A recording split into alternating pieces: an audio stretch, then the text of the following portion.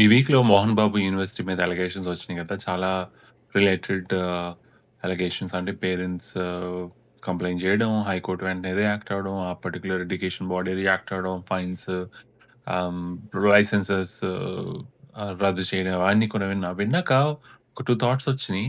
ఈరోజు ఒక థాట్ అయితే షేర్ చేసుకుంటా. ఎందుకంటే స్కూలింగ్ సిస్టమ్ కూడా ఎక్స్‌ట్రీమ్‌లీ డిఫరెంట్ ఉంటది. ఇండియాలోని వెస్టర్న్ కంట్రీస్‌లో ఈరోజు నేను ఫస్ట్ టాపిక్‌గా స్కూలింగ్ సిస్టమ్ ఇండియాకి కెనడాకి 3 key differences only 3 key differences share చేస్తా.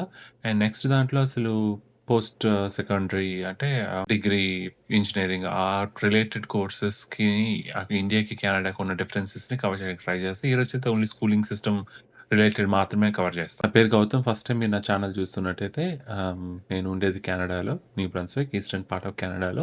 ఇండియా నుంచి ఎవరైనా పేరెంట్స్ కెనడా గానీ, యూఎస్ గానీ మూవ్ అయిపోయిన వాళ్ళకి ఖచ్చితంగా ఎడ్యుకేషనల్ సిస్టమ్ అయితే షాకరే ఉంటది. ఎందుకంటే అక్కడ చూసిన ఎడ్యుకేషనల్ సిస్టమ్‌కి, ఆ ప్యాటర్న్స్‌కి ఇక్కడికొచ్చినాక చాలా ఈజీగా అనిపించడం చూసి అదొక కైండ్ ఆఫ్ షాకే ఉంటుంది. ఎవరైనా సరే సర్ప్రైజ్ అవ్వాల్సిందే. మనం ఎంత రిసర్చ్ చేసి ఎంత బుక్స్‌లో చదువుకోనో, లేకపోతే ఆర్టికల్స్‌లో చదువుకునే దానికంటే కూడాని ఇక్కడికొచ్చి విట్‌నెస్ అయ్యి డే టు డే చూసామనుకోండి, మనకి ఎక్స్‌ట్రీమ్‌లీ డిఫరెన్సెస్ అనేది తేడా అనేది కనిపిస్తది ఈజీగానే. సో, నేను చెప్పినట్టు ఓన్లీ 3 కీ డిఫరెన్సెస్ ఈరోజైతే కవర్ చేస్తా స్కూలింగ్ సిస్టమ్‌లో బిట్వీన్ ఇండియా అండ్ కెనడా. మన ఇండియాలో మనం ఒప్పుకోవాల్సిన విషయం ఎందుకంటే నేను ఇండియాలో మాక్సిమం అంతా కంప్లీట్ చేసింది ఇండియాలోనే. ఆహ్, చిన్నప్పటి నుంచి చూసుకొని వచ్చిందే. ఇప్పుడు ఆహ్, ఈ లాస్ట్ డెకేడ్‌లో స్కూలింగ్ సిస్టమ్ ఏ విధంగా ఉంది అనేది కూడాని చూసాను. 2, 3 జనరేషన్స్ నుంచి స్కూలింగ్ సిస్టమ్ ఏ విధంగా ఎవాల్వ్ అవుతుందనేది చూసాను. మాక్సిమం ఎవాల్వ్ అయ్యింది ఓన్లీ కరిక్యులమ్ అయ్యుండొచ్చు. బహుశా ఫ్యాన్సీ బిల్డింగ్ అండ్ అయ్యుండొచ్చు. లేకపోతే స్కూల్ స్ట్రెంగ్త్స్ మారుండుండొచ్చు. లేకపోతే నంబర్ ఆఫ్ ప్రైవేట్ ఇన్‌స్టిట్యూషన్స్ పెరిగుండుండొచ్చు. అదే ఒకటైతే ఖచ్చితంగా కామన్‌గా ఉంది ఏంటంటే బై హార్ట్ బట్టి కొట్టడం. ఇదైతే కన్సిస్టెంట్‌గా అన్ని డెకేడ్స్ నుంచి అలాగా కామన్ ప్యాటర్న్ లాగా ఫాలో అవుతుంది మాత్రం బై హార్ట్. పర్టిక్యులర్ టాపిక్‌ని మాక్సిమం ప్రెడామినెంట్‌లీ అందులో అని నేను చెప్పను. అట్‌లీస్ట్ 60, 70% డిపెండ్ అయ్యేది కేవలం ఆ పర్టిక్యులర్ టాపిక్‌ని అండర్‌స్టాండ్ చేసుకొని వాళ్ళకి అర్థమైంది రాసేటట్టు ఉండదు. మొత్తం answer word to word by heart చేస్తేనే వాళ్ళకి మార్క్స్ వస్తాయని ఒక kind of assumption, perception develop అయిపోయింది. నేను ఈ టాపిక్ ఎందుకు మాట్లాడుతున్నానంటే స్పెసిఫిక్‌గా నేను కూడా టీచర్‌గా చేశా 2 ఇయర్స్. అంటే నేను డిగ్రీ చేసేటప్పుడు పార్ట్ టైమ్ ట్యూషన్స్ చెప్పాను.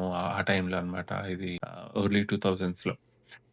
స్కూల్‌లో కూడా పనిచేశాను. 2 స్కూల్స్‌లో పనిచేశాను. సో, నాకు తెలుసు అప్పుడు ఆ కైండ్ ఆఫ్ ఇది ఎలా ఉంటదో వర్డ్ టు వర్డ్ కూడాని ఖచ్చితంగా అలా ఉండాల్సిందే. నేనైతే ఖచ్చితంగా కన్సిడరేషన్ ఇచ్చేవాళ్ళని టాపిక్ అర్థం చేసి అంటే నా సెల్ఫ్ బూస్ట్ అని కాదు. బట్ టాపిక్ అర్థం చేసుకొని వాళ్ళ ఓన్ వర్డ్స్‌లో రాయగలిగితే యాస్ ఇట్ ఈజ్ నేను టెక్స్ట్ బుక్‌లో ఉన్నదో లేకపోతే నేను ఆన్సర్ చెప్పినది మాత్రమే రాస్తేనే ఆన్సర్ ఇచ్చింది కాదు. వాళ్ళ ఓన్‌గా పర్సీవ్ చేసుకొని ఒక టాపిక్‌ని ఎక్స్‌ప్లెయిన్ చేయగలిగితే మాత్రం ఆన్సర్‌లో నేను ఖచ్చితంగా మార్క్స్ ఇచ్చేవాడిని ఆ టైంలోనే. ఎందుకంటే నాకే నచ్చేది కాదు. నేను చదువుకునేవాడిని కాబట్టి నాకు నచ్చేది కాదు. యాస్ ఇట్ ఈజ్ దించడం అనేది. బట్ అప్పుడు మనం ఏం చేయలేం. అప్పటికున్న మన లిమిటెడ్ రిసోర్సెస్‌కి ఆహ్, మనం ఫాలో అవ్వడం తప్ప మనం అక్కడ చేంజ్ తీసుకొచ్చే యాస్పెక్ట్ అయితే అంత లేదు కాబట్టి స్కోప్. ఇప్పుడైతే అట్‌లీస్ట్ ప్లాట్‌ఫార్మ్స్ ఉన్నాయి. ఆ రిసోర్సెస్ ఉన్నాయి కాబట్టి ఆ చేంజ్ చేసే వాయిస్ అయితే మనం ఇవ్వగలం కాబట్టి ఈ టాపిక్ చేస్తున్నా. సో, అది ఇండియన్ ప్యాటర్న్. మాక్సిమం చేంజ్ అవ్వలేదు. ఇప్పుడు కెనడాలో మీరు చూసుకొని కంపేర్ చేస్తే మాక్సిమం ఏంటంటే ఉల్టా ఉంటది. ఉల్టా అంటే పిల్లలకేంటంటే క్వెషన్ చేసే ఒక అథారిటీనిస్తారనమాట. ఎక్స్‌ప్లోర్ చేసే ఒక విధానం. వాళ్ళు ఫుల్లు పుస్తకాలకి అంకితం చేసేసి చదవండి, చదవండి అని జెప్పేసి కింద మీద పడించేసి ఆ ఇదుండదు. చాలా లిబరల్‌గా ఉంటది స్కూలింగ్ సిస్టమ్. లిబరల్‌గా ఉందంటే వాళ్ళేమి టీచ్ చేయరని కాదు. ఎక్స్‌ట్రార్డినరీగా టీచ్ చేస్తారు. వాళ్ళు నేర్చుకునే విధానంలో ఉంటది. ఇండియాలో కూడా మాంటెసరీ స్కూల్స్ అని ఉంటాయి. చాలామంది ఇష్టపడరు వాటి స్కూల్స్‌లో జాయిన్ చేయడానికి. ఎందుకంటే వాళ్ళ టీచింగ్ మెథడాలజీ ఏంటంటే ఇలా బై హార్ట్ చేసి చెప్పేదుండదు. వాళ్ళేంటంటే ప్రాక్టికల్ మెథడాలజీస్ మీద ఎక్కువ డిపెండ్ అయ్యి ఉంటారు. థియరాటికల్ కాన్సెప్ట్స్ కంటేనే ప్రాక్టికల్‌గా పిల్లలు నేర్చుకుంటారన్న ఒక మోడల్ వాళ్ళు నమ్ముతారు. అవున్నాయి ఇండియాలో స్కూల్స్. బట్ అంత ప్రామినెన్స్ కాదు. ఎందుకంటే శ్రీ చైతన్య, నారాయణ ఈ క భాష ఇవన్నీ చెప్పేసి మనం ఆ మైండ్ సెట్‌లో ఇంకా ఉంటున్నాం. మన ఎంత స్టూడెంట్స్ రిలేటెడ్ యాస్పెక్ట్స్ న్యూస్‌లో వచ్చి ఆ నెగెటివ్ యాస్పెక్ట్స్‌ని పోర్ట్రే చేయడానికి ట్రై చేస్తున్న చాలా ఆర్గనైజేషన్స్ అయినా కూడా ఇంకా పేరెంట్‌గా మనలో చేంజొస్తే అప్పుడు ఆహ్, ఏవైనా మారుతాయి. ఇన్‌స్టిట్యూషన్స్ మారుతాయి. ఆ మోడల్స్ మారుతాయి. మనం ఎప్పుడైతే పేరెంట్స్‌గా ఇంకా ఓల్డ్ థియరాటికల్ కాన్సెప్ట్స్‌లోనే ఉండి ఓకే. మార్కులొస్తేనే ఇది లేకపోతే ఆ థియరీలోనే గెలిస్తేనే ఇది అని అనుకుంటామో, ఈ ప్రాక్టికల్ స్కూల్స్ లిమిటెడ్‌గానే ఉంటాయి. మన వాల్యూని రికగ్నైజ్ చేయం.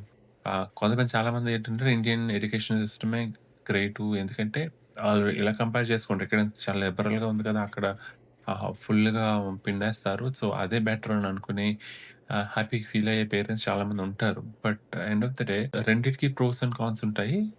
బట్ ఈ ఈ టైమ్ పీరియడ్‌లో ఎక్కువేంటంటే project based learning, enquiry based educational models అయితే బాగా పిల్లలకి ఇంకా బెటర్ ఉంటుంది. మనం ట్రై చేస్తే గాని మనకు తెలీదు కదా! ఎలా ఉంటుందని. ఇక్కడ మార్క్స్ ఉండవు, ఎగ్జామ్స్ ఉండవు అని నేను చెప్పట్లేదు. ఎగ్జామ్స్ ఉంటాయి. ఆ ఆ టాపిక్ కూడా మాట్లాడతాను. బట్ ఆహ్, ద వే ఐ మీన్ చదువుకోవాలని ఇష్టపడేటట్టు క్రియేట్ చేస్తారనమాట. అది నేను చెప్పేది. అది స్పెసిఫికల్లీ. అది ఒక key difference. And second aspect మనం బహుశా ఇది మనకి అంటే పెద్దవాళ్ళని గౌరవించాలి అవి ఇవి అని చెప్పేసి మనం చిన్నప్పుడు నేర్చుకున్నదే. అది absolutely good attitude and good concept. అది మనకుండాల్సిందే. ఎందుకంటే అది మన కల్చర్ కాబట్టి అది డినై చేయడానికి లేదు.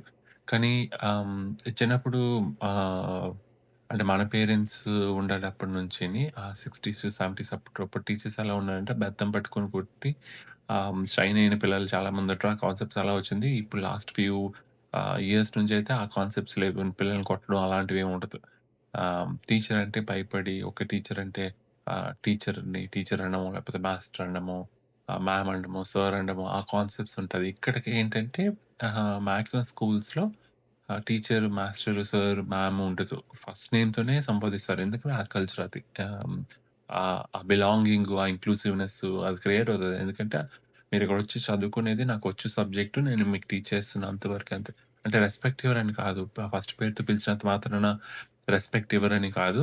ఆహ్, బట్ ఆ భయం ఉండదనమాట. పిల్లలు ఓపెన్ అవ్వడానికి ఆ కైండ్ ఆఫ్ ఆ బ్యారియర్ ఉంటుంది కదా! సార్, మ్యామ్ అంటే ఒక భయంతో కొంతమంది పిల్లలు ఓపెన్ అవ్వరు. ఆహ్, మనం పేరుతో పిలవగలిగామంటే ఓకే. మన మనిషి అనే టైప్‌లో, మన ఇంట్లో మనిషి అనే టైప్‌లో ట్రీట్ చేస్తారు. చాలా ఫన్నీగా చాలా అప్రోచబుల్‌గా ఉంటారు మాక్సిమం. సార్, మ్యామ్ అంటేనే రెస్పెక్ట్ అని కాదు కదా! ఫస్ట్ నేమ్ అది మన నేమ్ అంతే నేమ్ ఐడెంటిటీ కదా! సో, నేమ్ పిలిచి మనం మాట్లాడే విధానం బట్టి ఉంటుంది రెస్పెక్ట్ అనేది. నాట్ నెసెసరీలీ సార్, మ్యామ్ అంటేనే కాదు. మనకి ఆ యూకే అదే ఆ బ్రిటన్ వాళ్ళ నుంచి ఎలాగా ఆ మైండ్ సెట్ అయితే వచ్చేసింది. ఇప్పుడు ఈ ఇండియన్ ఆర్గనైజేషన్స్‌లో కూడా సార్, మ్యాము గవర్నమెంట్ ఇన్‌స్టిట్యూషన్స్‌లో కూడా సార్, మ్యామ్ అంటేనే ఇది. సార్, మ్యామ్ అనకపోతే ఆహ్, అఫెన్సివ్‌గా తీసుకునే వాళ్ళు చాలా ఉంటారు. ఎందుకంటే అది అలాగా డెవలప్ అయింది. ఈవెంచువల్లీ పోతదది. ఈ జనరేషన్ ఇప్పుడు ఈ ఆల్ఫా జనరేషన్ గాని, జెన్‌జీ ఈవెంచువల్లీ అవంతాని తీసేస్తారు. జనరేషన్స్ అంతా ఈ కాన్సెప్ట్స్ అంతటిని చేస్తారు. సార్, మ్యామ్స్ ఉండవింక. ఇండియాలో అయినా సరే. థర్డ్ కీ డిఫరెన్స్ ఏంటంటే, మన ఇండియాలో ఏ స్కూల్ అయినా, ఏ స్టేట్‌లో అయినా చూసుకోండి ఎగ్జామ్స్ అంటే పిచ్చి. ఎగ్జామ్స్ ఉంటే పిచ్చి. అండ్ ఆ మార్క్స్ వస్తేనే మనం గొప్ప అని చెప్పేసి అంటే కంపారిటివ్ ఆహ్, వెర్షన్స్ ఉంటాయి. ఓకే. వాళ్ళు ఇంత తెచ్చుకున్నారు, వీళ్ళింత తెచ్చుకున్నారు. మనకిప్పుడు 10థ్ ఎగ్జామ్స్ అయిపోంగానే ఇన్‌స్టిట్యూషన్స్ అన్ని టీవీలో న్యూస్ స్క్రోలింగ్స్ వచ్చేస్తాయి. మాకిన్ని ర్యాంకులొచ్చినియి, మాకన్ని ర్యాంకులొచ్చినియి. ఎంట్రన్స్ ఎగ్జామ్స్‌కి అంతే సేమ్ ఉంటది. ఐఐటీ ఎగ్జామ్స్‌కి వాటికి ఇది అని చెప్పేసి. ఇంతకుముందు సెవెంత్ కూడా పబ్లిక్ ఉండేదనుకుంటాను. ఈవెన్చువల్లీ అది తీసేసారు. బట్ 10థ్ public examination full stress on the student. మళ్ళీ ఇంటరు పబ్లిక్ ఎగ్జామినేషన్సే ఫస్ట్ ఇయర్, సెకండ్ ఇయర్. మళ్ళీ ఇంకా డిగ్రీ ఒక పబ్లిక్ ఎగ్జామ్ ఎందుకంటే యూనివర్సిటీ స్పెసిఫిక్ కాబట్టి బట్ స్టిల్ వాళ్ళు డిగ్రీ చదవాలనుకున్నా కూడాని యూనివర్సిటీస్‌లో కామన్ ఎంట్రన్స్ టెస్ట్‌లుంటాయనుకుంటా. ఎంబీఏ చేయాలన్నా సేమ్ కామన్ ఎంట్రన్స్ టెస్ట్‌లుంటాయి. మళ్ళీ అది సేమ్ స్ట్రెస్ యాస్పెక్ట్ రిలేటెడే. ఇంకా ఎగ్జామ్స్‌లో మనం సర్వైవ్ అయితేనే మనకి లైఫ్ అన్న టైప్ ఆఫ్ మెంటల్ ఫోబియా అని క్రియేట్ అయితే అయిపోతది. ఇంక మనం మార్క్స్ లేకపోతే ఇంక మన అంతే సంగతి అన్న టైప్‌లో. అదే మీరు ఉల్టాలు ఎక్కడ చూస్తే ఇక్కడ కూడా ఎగ్జామ్స్ ఉంటాయి. ఎగ్జామ్స్ ఎలా ఉంటే ఆహ్, వీక్లీ ఎగ్జామ్స్ ఉంటాయి. మంత్లీ ఎగ్జామ్స్ ఉంటాయి. యాన్యుయల్ ఎగ్జామ్స్ కూడా ఉంటాయి. వాళ్ళని అసెస్ చేయడానికి. ఆబ్వియస్‌లీ ఇప్పుడు మనకి టాపిక్ అర్థమైందా లేదా? మనం ఫాలో అవుతున్నామా లేదా? అని తెలుసుకోవాలంటే ఎగ్జామ్స్ ఉంటాయి. కానీ పబ్లిక్ ఎగ్జామ్స్ ఏమి కాదు. 10థ్ ఇక్కడ స్కూలింగ్ ఏంటంటే 12థ్ వరకు స్కూల్ అనమాట మొత్తం కలిపి. ఇక 10థ్ అయిపోయినాక బయటకి కాలేజ్ అలా ఏముండదు. 12థ్ వరకు స్కూలింగే ఉంటది.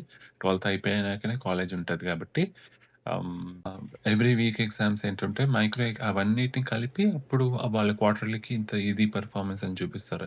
ఆ సెమిస్టర్ సిస్టమ్ ఏదైతే మనం డిగ్రీస్‌లోనో లేకపోతే ఎంబీఏస్‌లోనో చూస్తామో, ఇది స్కూలింగ్ సిస్టమ్‌లోనే సెమిస్టర్ సిస్టమ్ ఉంటది. ఎవ్రీ క్వార్టర్ మాడ్యూల్స్ మారిపోతుంటాయన్నమాట. సో, ఆ చైల్డ్ అనేది ఓన్లీ మ్యాథ్స్, సైన్సో ఆహ్, హిస్టరీనో, ఇంగ్లీష్‌నో ఇవే కాకుండా లైఫ్ రిలేటెడ్ స్కిల్స్ కూడా నేర్చుకునే అవకాశం ఇస్తారు వీళ్ళు. 10థ్ నుంచే వీళ్ళకి ఎలెక్టివ్ సిస్టమ్ ఉంటుంది. 10థ్ క్లాస్ నుంచే వీళ్ళు చూజ్ చేసుకోవచ్చు టాపిక్. కొంతమందికి కొంతమంది గ్రాఫిక్ డిజైనింగ్ ఇష్టమనుకోండి అది చూజ్ చేసుకుంటారు. లేకపోతే ఈవెన్చువల్లీ ఆహ్, స్కిల్ ట్రేడ్స్ అంటే ఎలక్ట్రీషియన్ అవ్వాలనుకోండి. ఆ రిలేటెడ్ టాపిక్స్, కాన్సెప్ట్స్‌ని ఇప్పటి నుంచే ట్రీట్ చేస్తారు. అది క్వార్టర్లీ మారిపోతది. సో, హెవీగా బర్డెన్‌గా ఫీల్ అవ్వడు స్టూడెంట్. సో, ఇప్పటి నుంచే ఈవెన్చువల్లీ స్లోగా వాళ్ళని ఆహ్, మౌల్డ్ చేయడానికి ట్రై చేస్తారు. ఓకే. నా 10థ్ అయిపోయినాక వాళ్ళు ఒక డెసిషన్‌కి రాగలుగుతారు. ఓకే. నేను ఇంజినీర్ అవ్వాలనుకుంటున్నాను. లేకపోతే నేను ఒక నర్స్ అవుతాను. లేకపోతే డాక్టర్ అవుతాను. లేకపోతే నేను ఒక ఎలక్ట్రీషియన్, ప్లంబర్ అవుతాను అని చెప్పేసి. మన ఎలక్ట్రీషియన్, ప్లంబర్స్ అంటే మనం చిన్న చూపు చూపిస్తాం ఇండియాలో. బట్ ఇక్కడైతే మాత్రం అలా ఏమి ఉండదు. వాళ్ళు కూడా హైలీ పెయిడ్ ప్రొఫెషనల్సే ఆ విధంగానే చూస్తారు. సో, 12థ్ వచ్చేటప్పటికి మాక్సిమం స్టూడెంట్స్‌కి ఒక ఐడియా ఉంటది. నేనేం చేయాలనుకుంటున్నాను? నా కెరియర్‌ని ఎలా డిజైన్ చేసుకోవాలనుకుంటున్నా అని. అందరు స్టూడెంట్స్ సక్సెస్ అవుతారా అంటే అందరూ అవ్వరు. కొంతమందికి కొన్ని ఆహ్, బ్యారియర్స్ ఉంటాయి. ఆ ఫ్యామిలీ రిలేటెడ్ బ్యారియర్స్ కావచ్చు. వాళ్ళు కాన్సెప్ట్స్‌ని క్యాచ్ చేయలేకపోవచ్చు. కొంతమంది ఫెయిల్ అవ్వచ్చు. ఆహ్, వ అలాంటి స్టూడెంట్స్ ఏ కంట్రీలోనైనా ఉంటారు. వాళ్ళు మనం ఏం చేయలేము. బట్ స్టిల్ వాళ్ళకి ఆపర్చునిటీస్ అయితే ఉంటాయి. ఎవరైనా చదివితేనే కదా మార్క్స్ వచ్చేది. చదివితేనే ఇది ఉంటది. But way of assessing the student is extremely different. ఇండియాలో గాని, పబ్లిక్‌లో కెనడాలో కానీ, సో, ఆ పబ్లిక్ సిస్టమ్ అంటూ ఏమి ఉండదు. పబ్లిక్ ఎగ్జామ్స్ అని చెప్పేసి ఆ స్ట్రెస్‌ని పెట్టేసి ఇది చేయరు. బట్ వితిన్ దట్ ఆ ప్రాజెక్ట్ రిలేటెడ్ ఉంటది. ఒక ప్రాజెక్ట్ చేయాల్సుంటుంది. ప్రెజెంటేషన్స్ ఉంటాయి. సో, ఇవేవైతే మనం ఇంతకుముందు డిగ్రీలో, ఎంబీఏలోనో వెళ్తేనే నేర్చుకుంటాం అన్న ఇదైతే ఉంటుందో, అది వీళ్ళకి ముందర నుంచే 10థ్ నుంచే ఆ కాన్సెప్ట్స్‌ని గ్రూమ్ చేయడానికి ట్రై చేస్తారు. Which is very good. మన ఇండియన్ సిస్టమ్స్‌లో ఇంటర్నేషనల్ స్కూలింగ్ సిస్టమ్ అని చెప్పేసి ఇవంటే ఇలాంటివన్నీ ఆల్రెడీ ఆ మాడ్యూల్స్‌ని పెట్టుంటారు. బట్ ఎక్స్‌ట్రీమ్‌లీ హై ఫీజెస్ ఉంటాయి కదా! ఆ స్కూల్స్‌లో. ఇలాంటివి హ్మ్.